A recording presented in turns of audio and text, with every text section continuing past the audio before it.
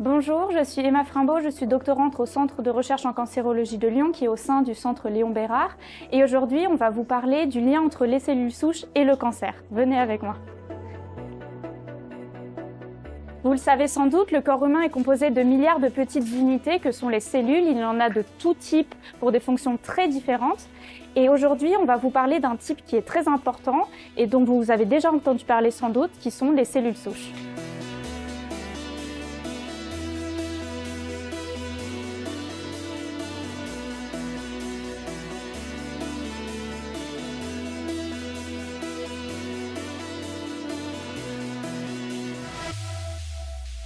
Bonjour, je m'appelle Élodie Casquelès, je suis chercheure au CRCL de Lyon, au sein du Centre Léon Bérard. Et aujourd'hui, je vais vous expliquer ce qu'est une cellule souche. Les cellules souches sont comme la matière première de notre corps, puisqu'elles sont à l'origine de toutes les cellules de vos organes et de vos tissus. Il existe deux types de cellules souches, les cellules souches embryonnaires et les cellules souches adultes. Les cellules souches embryonnaires ont une grande capacité de prolifération, elles sont présentes lors du développement précoce de l'embryon et elles vont se différencier tout au long de la grossesse pour donner les différents tissus et organes d'un individu. Les cellules souches adultes sont les cellules qui sont au sein de vos différents organes et tissus après la naissance. Elles sont retrouvées en moindre quantité dans les différents organes. Et elles ont des propriétés un petit peu différentes des cellules souches embryonnaires. Elles vont rentrer en prolifération et en différenciation pour réparer vos tissus tout au long de votre vie.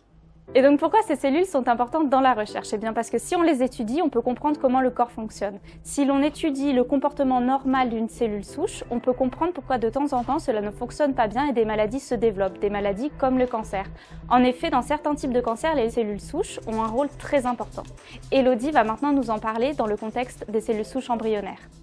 En effet, certaines tumeurs détectées chez l'enfant peuvent être liées à un défaut du développement embryonnaire, comme par exemple le neuroblastome. Le neuroblastome est une tumeur solide, extracrânienne, détectée chez le jeune enfant peu de temps après la naissance. Les cellules embryonnaires vont mal migrer le long du tube neural et vont s'arrêter. Elles vont proliférer et ne pas se différencier, ce qui va engendrer la formation d'une tumeur. Les cellules souches peuvent être également impliquées dans les cancers de l'adulte. Elles sont localisées dans les organes, dans ce qu'on appelle des niches, et elles vont y être protégées et survivre beaucoup plus longtemps que les cellules ordinaires. Elles peuvent donc subir et accumuler des mutations. Ces mutations peuvent entraîner une prolifération incontrôlée et donc une tumeur.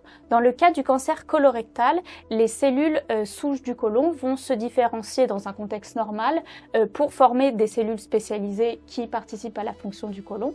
Mais si une mutation touche une cellule souche du côlon, la rendant cancéreuse, elle va, comme on en a parlé, se multiplier de façon incontrôlée et former une tumeur.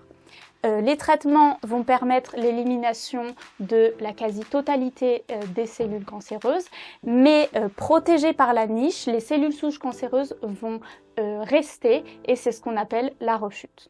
Vous l'aurez compris, il est très important pour la communauté scientifique de comprendre les propriétés et les mécanismes qui régulent ces cellules. En effet, pour pouvoir trouver des thérapies ciblées qui éradiquent complètement les cellules souches cancéreuses. Ces cellules ont également des propriétés très intéressantes comme la différenciation et on peut aussi se servir de ces propriétés pour réparer des tissus chez les patients.